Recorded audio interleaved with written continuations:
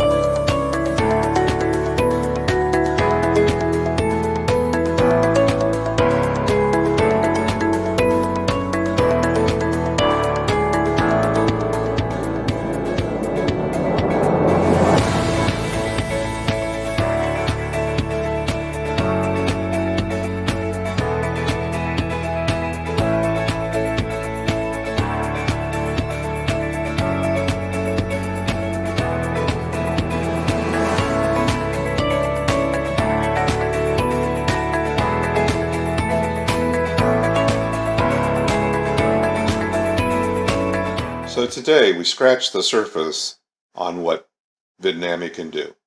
We're just looking at the basics. We're going to spend other days and other videos reviewing some of the finer details. This is exciting stuff that you can create wonderful, amazing videos. And you saw that. Like, how great is that you can create a video like that in a matter of minutes? I mean, most other software takes you hours and usually days. You don't have to put your face in there. You don't have to have your voice in there. You can create what you want. Okay, well, thanks for being here today. Be sure to click on my subscribe button and ring the bell on my YouTube channel so you can stay alerted to each new upcoming videos that are released. To your success.